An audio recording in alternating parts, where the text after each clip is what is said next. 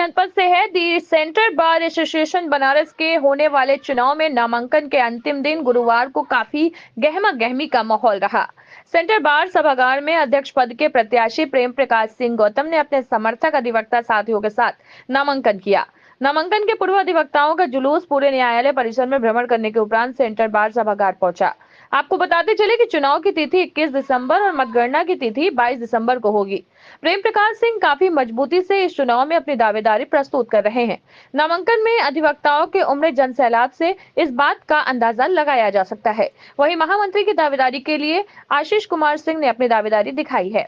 इस अवसर पर रजत उपाध्याय, राम जन्म सिंह, अमरनाथ मौर्य, जैनेन्द्र राय, राम नरेश सिंह, अरुण दुबे, स्वराज सिंह, देवानंद राय, सुदामा यादव, अरुण कुमार सिंह आदि प्रमुख रूप से उपस्थित रहे। कचहरी परिसर में उनके समर्थक अधिवक्ताओं का काफी जमावड़ा लगा रहा। जयदेव से वाराणसी खुशरंगीना की ग्राउंड जीरो रिपोर्ट। कैमरामैन इरशाद अहमद के साथ प्रेम प्रकाश सिंह गौतम। किस पोस्ट की अप्लाई किया? अध्यक्ष पद सेंट्रल बार एसोसिएशन।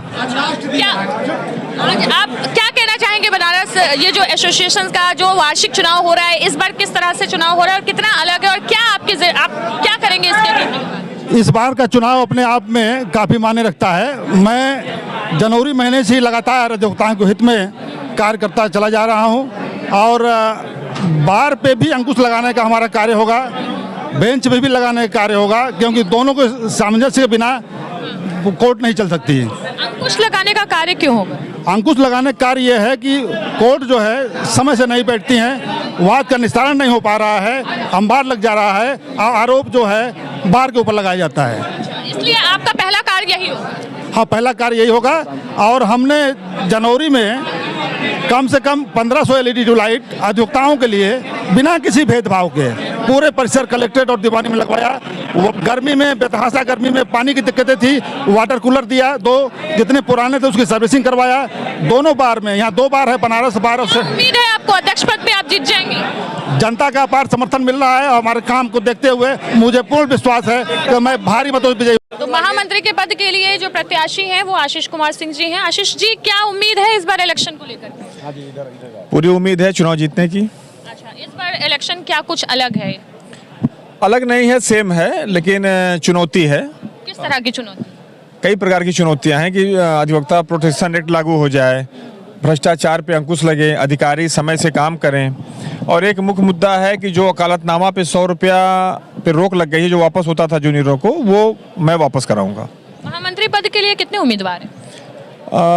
करीब 7-8 हैं। 7-8 मतलब क्या? 7 या 8 उम्मीदवार हैं। अच्छा, आपको उम्मीद अपनी कितनी लग रही है? 110%। अच्छा, क्यों इस तरह की उम्मीद क्यों लग रही? क्या किया है आपने अधिवक्ताओं? अधिवक्ताओं के सुख दुख, थाने से लेकर घर तक, अस्पताल से लेकर घर तक, हमने हमेशा काम किया है और आगे भी हमेशा करता रहूँगा। इसलिए मेरी उम्मीद है कि अधिवक्ता भाई मुझे चुनेंगे। क्या अप्लाई कुछ करना चाहते हैं अधिवक्ताओं से, कुछ अपील करना चाहते हैं? अधिवक्ताओं से ये अपील है कि हमें चुनाव जिताएं और मैं उनके आकांक्षाओं पे एकदम खरा उतरूंगा। बार एसोसिएशन के जो इलेक्शन होने वाले आज नामांकन है, आपको किसकी उम्मीद है जीतने की? इसमें प्रेम प्रकाश गौतम जी भारी मतों से जीतेंगे। क्यों, ऐसा क्यों लगता है? क्योंकि देखिए, व्यवहार कर्तव्य इनके बहुत अच्छे हैं। दूसरी बात क्या है कि लोग व्यक्तिगत हित की बात करते हैं, लेकिन ये सार्वजनिक हित की बात करते हैं। ये एक अधिवक्ता की बात नहीं करते हैं, ये पूरे अधिवक्ता समाज की बात करते हैं। और अभी आप इधर कैमरा दिखाइए, ये जो लाइट जल रही है, ये जो लाइट जल रही है, हम लोग शाम को बैठते हैं तो अंधेरे हो जाते थे, लेकिन आज की डेट में हर व्यक्ति आराम से अच्छे से लिख पढ़ सकता है, क्योंकि अधिवक्ता यहाँ लिखने पढ़ने अपने व्यवसाय के लिए आता है। जब अंधेरा हो जाता है तो कोई लिख पढ़ नहीं पाता है और जल्दी चले जाते हैं। इन्होंने लाइट दिया है पूरे कचहरी में, ऐसा नहीं एक जगह पंखे दिए हैं। और यहाँ पर गर्मियों में पानी पीने के लिए बड़ी समस्या होती थी, अधिवक्ता परेशान होते थे, लेकिन इन्होंने अधिवक्ताओं के साथ अधिकारियों के लिए भी इन्होंने वाटर कूलर लगवाया है और सभी लोग अच्छे से पानी पी रहे हैं। नेटवर्क की बड़ी प्रॉब्लम होती थी, इन्होंने व्यक्तिगत अपना यहाँ वाईफाई लगवाया सारे अधिवक्ताओं के लिए। ये एक अधिवक्ता का विकास न करके ये संपूर्ण अधिवक्ता की विकास कर रहे हैं, इसलिए ये भारी मतों से जीतेंगे। क्या लगता है आप लोगों का क्या विचार है? हम लोग का यही विचार है कि हमारे भावी विचार है। मैं शिवशंकर एडवोकेट सिविल कोर्ट विगत 20 वर्षों से वकालत कर रहा हूँ। प्रेम प्रकाश भैया जैसे कर्मठ, ईमानदार और अधिवक्ता के प्रति सजग रहने वाले, सुख दुख के साथी। तो हमारी बाबा भोलेनाथ से यही प्रार्थना है कि प्रेम प्रकाश भैया को विजयी बनाए भारी मतों से, ताकि अधिवक्ता हित का और विकास हो सके। प्रेम प्रकाश गौतम जिंदाबाद जिंदाबाद। हमारा से जानते हैं उनके क्या है विचार बनारस बार एसोसिएशन के चुनाव को लेकर के, क्या कहना चाहेंगे इस बार का जो वार्षिक चुनाव हो रहा है उसमें क्या अलग है? इस बार हर बार के चुनाव से एकदम अलग है। अपना परिचय दीजिए। मैं अरुण कुमार सिंह, झप्पू पूर्व महामंत्री बनारस बार एसोसिएशन वाराणसी। अच्छा, क्या एक्सपेक्टेशन है इस बार इलेक्शंस को लेकर? इस बार एक्सपेक्टेड है, अधिवक्ता महोदय सब चाहते हैं, जो अधिवक्ता प्रताड़ित हो रहे हैं अधिवक्ता, मैं उम्मीद करता हूं कि प्रेम प्रकाश गौतम जी अधिवक्ताओं के मान सम्मान स्वाभिमान की रक्षा करने के लिए हमेशा खड़े रहेंगी। ठीक है, इलेक्शंस जो उन्होंने कचहरी में जो इन्होंने काम किया है, कचहरी में अधिवक्ताओं के लिए हाई फाई लगवाया है, लाइट की व्यवस्था किया है, हर थाने चौकी पर दौड़ते रहते हैं अधिवक्ताओं के लिए। पुलिस प्रशासन जो है अधिवक्ताओं को प्रताड़ित कर रही है, आजकल बहुत ज्यादा बढ़ गया है आजकल। अध्यक्ष पद के लिए तो आप पीपी सर को चुन रहे हैं, लेकिन महामंत्री के रूप में किसको देखना चाहते हम सिर्फ अध्यक्ष की बात कर रहे हैं, महामंत्री को कोई होगा देखा जाएगा। हैं? फिलहाल अध्यक्ष के रूप में आप लोग चाहते हैं कि पीपी? सेंट्रल बार एसोसिएशन के अध्यक्ष पद के लिए नामांकन किया हूँ और आप देख रही हैं सुबह से ही कचहरी में काफ़ी हलचल है हमारे नामांकन को लेके। इसका कारण, सबसे बड़ा कारण यही है कि मैं अधिवक्ताओं हित में लगातार कार्य करता चला रहा हूँ और लोगों को हमसे बहुत ज़्यादा उम्मीद है। विगत कई वर्षों में जो यहाँ पे प्रत्याशी हुए, अध्यक्ष हुए, उनसे लोगों ने काफ़ी अपेक्षा थी, लेकिन वो उसको पूरा नहीं कर पाए। इसके लिए उनको हमारे अंदर एक आस जगी है। उसका कारण सिर्फ यही है कि मैं जनवरी माह से लगातार अधिवक्ताओं के हित में, उनके सुख दुख में बढ़ चढ़ कर हिस्सा ले रहा हूँ। अध्यक्ष पद के नामांकन के लिए कितने प्रत्याशियों ने अप्लाई किया? लगभग 7 लोग हैं। आपको उम्मीद कितनी लग रही है कि आपका मतलब इस बार अध्यक्ष पद पे नियुक्त हो जाएंगे?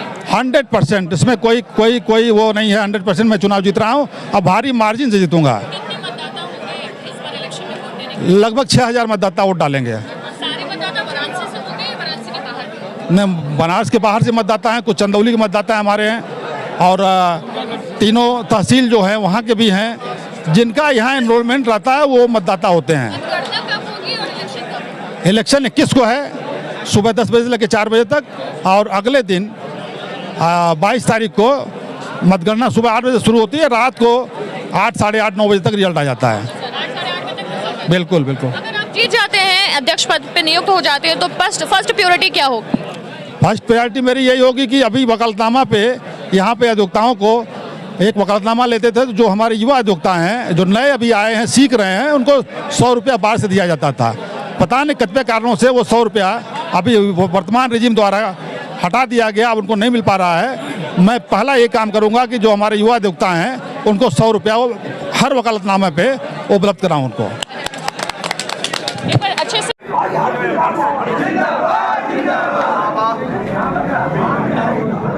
कचहरी का एक ही प्रकार,